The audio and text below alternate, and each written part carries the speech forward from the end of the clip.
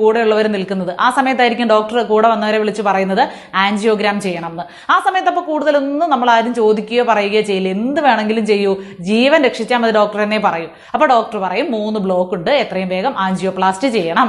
ഒരു ബ്ലോക്കിന് 60,000 വെച്ച് 1,80,000 രൂപയാവും. അത് പെട്ടെന്ന് തന്നെ അടയ്ക്കണം എന്ന് പറയും. അത് സംബന്ധിച്ച് പുറത്ത് വന്ന് കടം വാങ്ങിയോ പണയം വെച്ചോ ഒക്കെ നമ്മൾ കാശടയ്ക്കും. ഒരു രോഗിയോ അവരുടെ ബന്ധുക്കളോ ആൻജിയോഗ്രാമിന്റെയും ആൻജിയോപ്ലാസ്റ്റിയുടെയും CD ചോദിക്കില്ല എന്നുള്ളതാണ്. ആശുപത്രിക്കാർ തരുന്നുമില്ല. നേരത്തെ പറഞ്ഞല്ലോ 3 ബ്ലോക്ക് ഉണ്ടെന്നും അത് നീക്കിയെന്നും.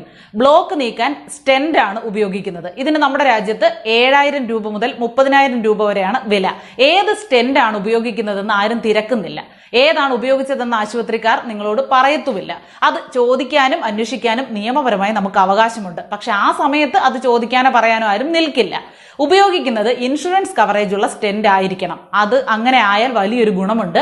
അത് പലർക്കും അറിയാത്ത കാര്യമാണ്. ഉപയോഗിക്കുന്നത് ഇൻഷുറൻസ് ഉള്ള സ്റ്റെന്റ് ആണെങ്കിൽ 6 മാസത്തിനകം വീണ്ടും ബ്ലോക്ക് ഉണ്ടായാൽ അത് നീക്കാൻ 1 രൂപയും കണ്ടെത്തേണ്ടതില്ല.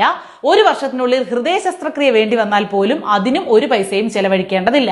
അതെല്ലാം ഈ സ്റ്റെന്റ് കമ്പനി ഇൻഷുറൻസ് വഴി ചെയ്യും. അത് അവരുടെ കടമയാണ്. പക്ഷെ സർക്കാർ ആശുപത്രി ഒഴികെ മറ്റൊരിടത്തും ഇത്തരം ഇൻഷുറൻസ് ഉള്ള സ്റ്റെന്റ് ഉപയോഗിക്കാറില്ല. ഉപയോഗിച്ചാൽ ചെയ്ത ചികിത്സാ കാര്യങ്ങളൊക്കെ കമ്പനിക്ക് നൽകേണ്ടി വരും. അപ്പോൾ ചികിത്സയിൽ നടക്കുന്ന കള്ളത്തരം നടക്കില്ല. ബ്ലോക്ക് നീക്കാൻ നിങ്ങളിൽ നിന്ന് വാങ്ങിയത് നിങ്ങളുടെ ജീവിത സമ്പാദ്യത്തിലെ പരമാവധി തുകയാണ്. ഒരുപക്ഷെ ഉപയോഗിച്ചതോ ഇൻഷുറൻസ് ഇല്ലാത്ത സ്റ്റെന്റ് ആയിരിക്കും. എപ്പോഴും ആൻജിയോപ്ലാസ്റ്റിക്ക് മുന്നേ ഇൻഷുറൻസ് ഉള്ള സ്റ്റെന്റ് ഉപയോഗിക്കാൻ ഡോക്ടറോട് പറയുക തന്നെ ചെയ്യുക.